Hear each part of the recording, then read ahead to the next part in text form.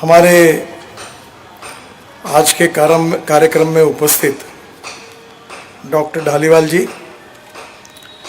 जो लंदन से आए हैं और कोई फी देकर पैसे देकर नहीं आए।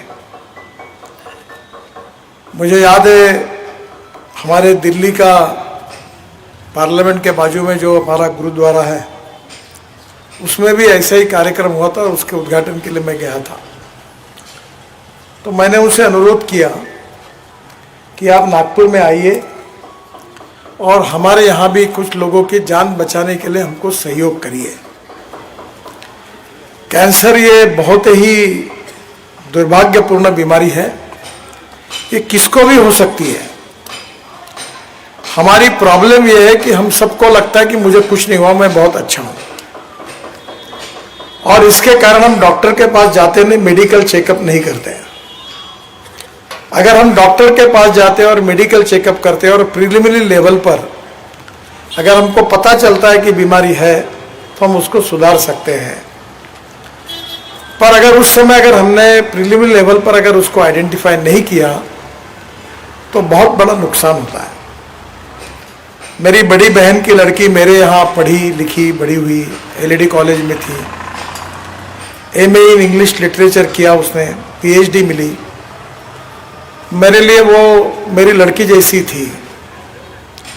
और अभी 8 महीने पहले पूना में, वो पूना यूनिवर्सिटी में हेड ऑफ द डिपार्टमेंट थी इंग्लिश की, और 6 महीने में उसको कैंसर डिटेक्ट हुआ। सब कोशिशें हमने की, अब चली गई। मैं आप सब लोगों से अनुरोध करता हूं कि आपके परिवार में से आपके दोस्त मित्र जो भी कोई हो, आज आप जरूर आज का दिन इस काम के लिए दीजिए। सबको फोन करिए और यहाँ आकर चेकअप करिए। अगर ये चेकअप हो जाएगा तो अनेक लोगों की जान बचाने में हम यशस्वी होंगे। विशेष रूप से हमारी जो बहनें हैं उनको छाती में गांठ आती है, वो बताती नहीं। कुछ दिन पहले हमने नागपुर में बड़े प्रमाण पर महिलाओं का चेकअप किया, करीब 2 लाख महिलाओं का किया। वार्ड में जाके वो मशीन लाया था अमेरिका से। तो पागल खाना जो है छिंदवाड़ा रोड में, उसके अंदर जो महिलाएं थी उनको किया, वहां से 7 महिला कैंसर वाली निकली और करीब 3,500 महिलाओं को कैंसर डिटेक्ट हुआ और हमने उनकी ट्रीटमेंट की और उन लोगों की जान बच गई।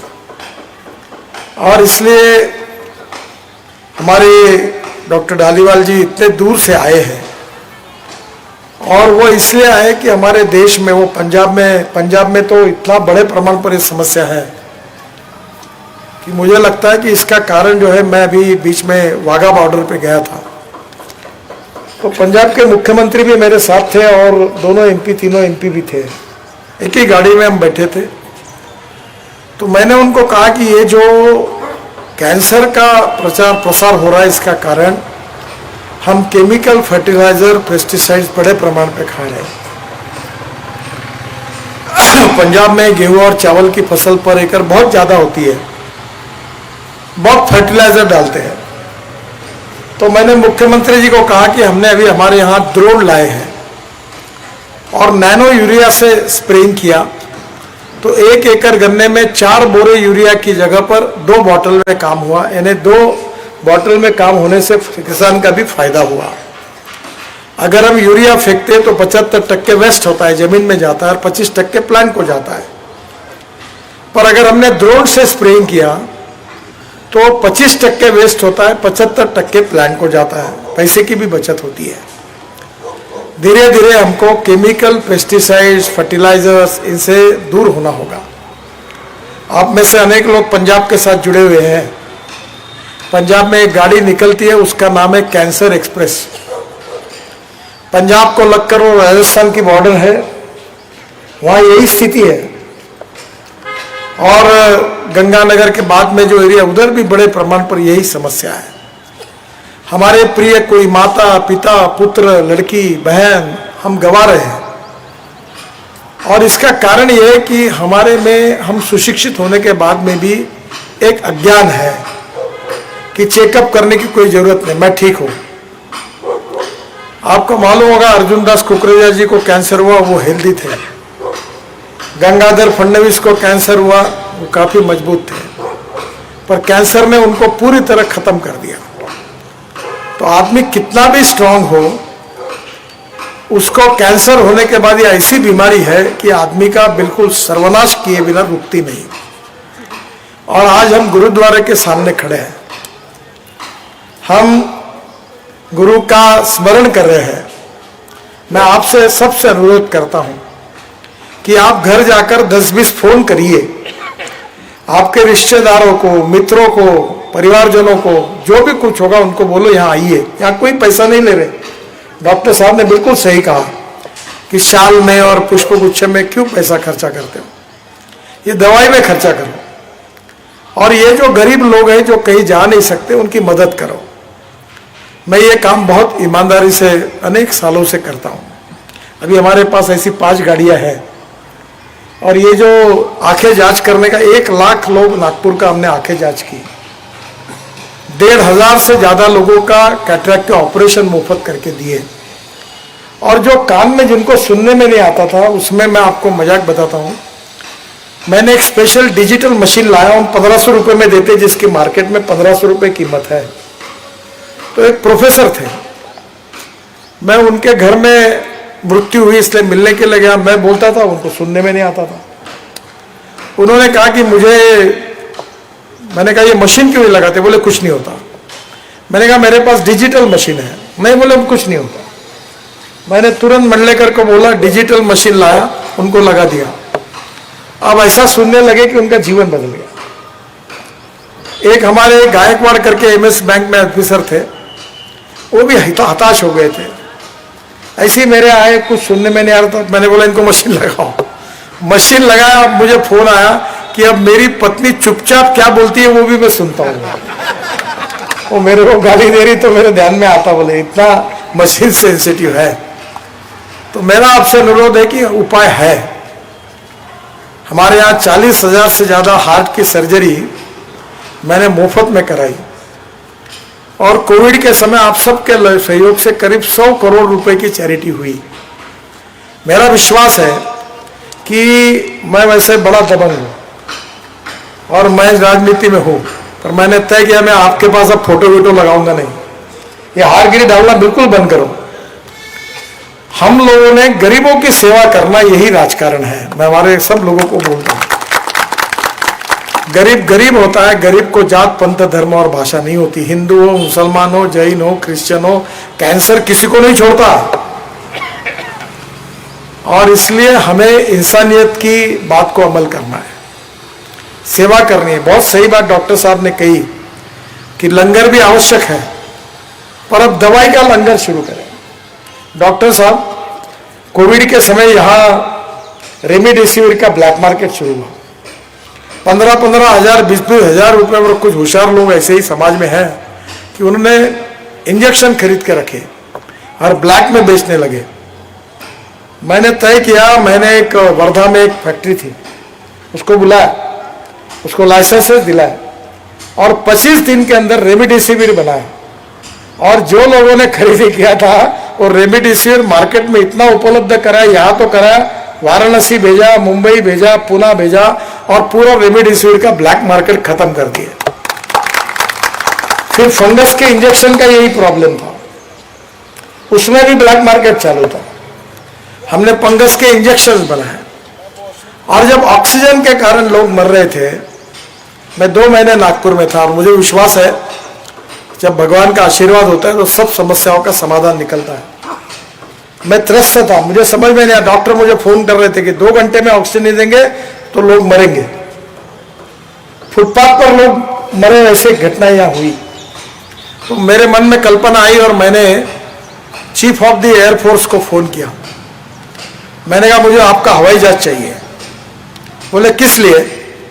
तो मैंने कहा विशाखापट्टनम से और उड़ीसा से, अंगुल से मैं ऑक्सीजन लाता हूँ नागपुर में, तो खाली ट्रक हवाई जहाज में जाएगा, उधर जाएगा, ऑक्सीजन लेके आएगा। तो उन्होंने मुझे कहा सर वो ऑक्सीजन भर के जो ट्रक है वो तो मैं आपको परमिट नहीं कर पाऊंगा, पर अब ऑक्सीजन निकालने के बाद मैं खाली ट्रक तुरंत वहाँ पहुँचाऊँगा और वो लेके आऊँगा, क्योंकि उस समय ट्रक का भी शॉर्टेज था।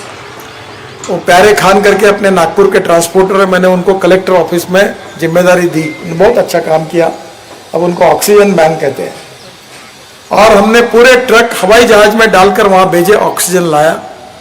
और नागपुर के और विदर्भ के हमने ऑक्सीजन बुल्ढाना तक, मराठवाड़ा तक ऑक्सीजन दिया और अनेक लोगों की जान बची, नहीं तो अनेक लोगों की मृत्यु हो जाती थी। और इसलिए मैं आपसे अनुरोध करता हूँ कि ये जो डॉक्टर साहब लंदन से आए हैं, इनको कोई काम धंधा नहीं, इसलिए नहीं आए।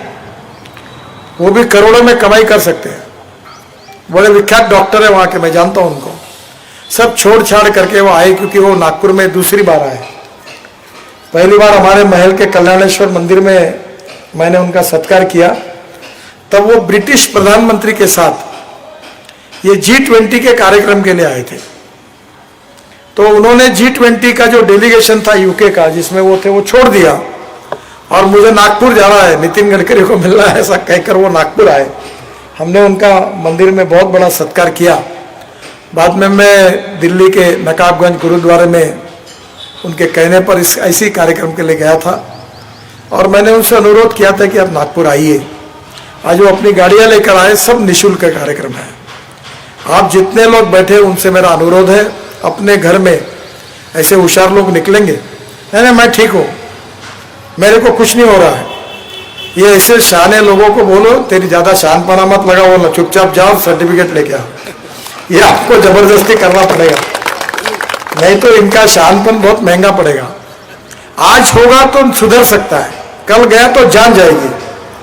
तो आप सबको यहाँ ले आइए, फ़ोन करिए। उत्तर नागपुर में गरीब लोग हैं, झोपड़पट्टी में रहते, उनको लाइए, सबकी ट्रीटमेंट कराइए, दवाई भी यहाँ है।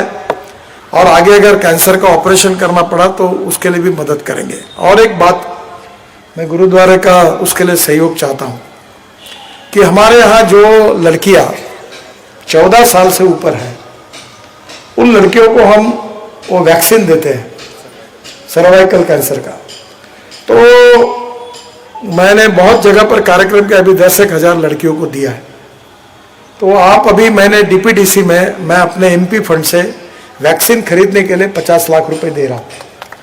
और ये जो पूरा वाला है उसके यहाँ से सस्ते में वैक्सीन ला रहा हूँ।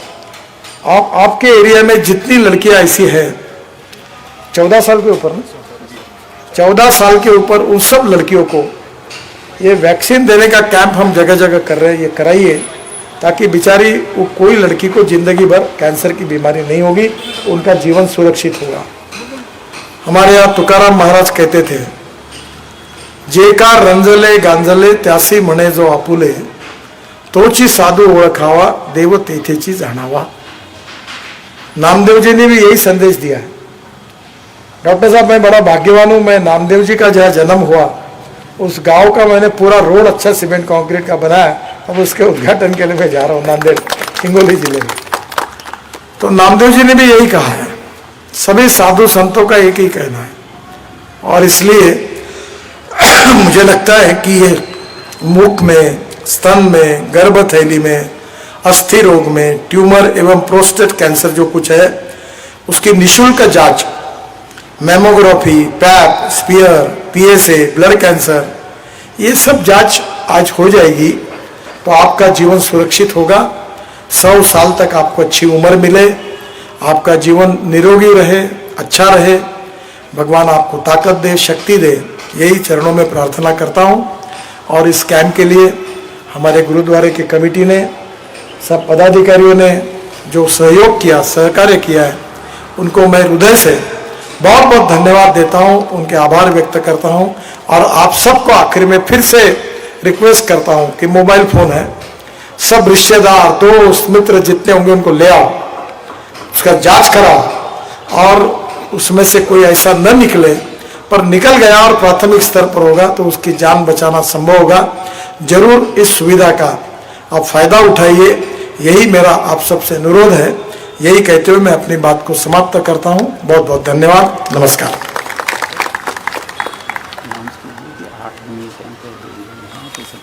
ये कैंप 8 दिन है और इसलिए आप रोज उत्तर नागपुर में सबको फोन करके बुलाइए, लाइए। दिन भर इसका उपयोग होना चाहिए। कल भी यही है। हाँ? कल भी यही है। कल भी यही है। और अगर जरूरत पड़ेगी तो हम डॉक्टर साहब को कहेंगे। अभी मैं हमारे यहाँ मेरे एक डॉक्टर पाराशर करके आते हैं जोधपुर के, वो सब जितने के पास कमर का पैर का ये है जो स्ट्रेचर पे लाते हैं उनको 2 सेशन में सुधारते हैं। वो डॉक्टर उगे मुगे का हिंगना में आश्रम में वहाँ है, रोज 100 पेशेंट आते हैं और उनके यहाँ जोधपुर में स्पेशल ट्रेन जाती है, इतने लोग जा रहे देश से। अभी उनका मृत्यु हो गया, उनका पुतले का अनावरण करने के लिए मैं जोधपुर गया था। तो कहीं ना कहीं किसी बात का, हमारी बीमारी का उपाय कहाँ है ये बता नहीं सकते। मैं भी रोज 2 घंटे दिया, किसी का भी फोन आए, कोई भी राजनीति गए गड्ढे में, पहले अपनी हेल्थ देखो। मैं सुबह 2 घंटे प्राणायाम करता हूँ, व्यायाम करता हूँ। अपनी सेहत अच्छी रखो, और सेहत अगर अच्छी नहीं रहेगी, ना गाड़ी काम की है, ना बंगला काम का है, ना बेटे काम के है, ना कोई काम का। तो पहली बात, first priority to health, second ईमानदारी की वेल्थ, और थर्ड फिर बाकी जो करना है करो। मेरा अनुरोध है कि हमें ये कैंप और यहाँ है और इसका फायदा आप सब लोग उठाइए, लोगों को बताइए। यही अनुरोध करते हुए अपनी बात को समाप्त करता हूँ। धन्यवाद।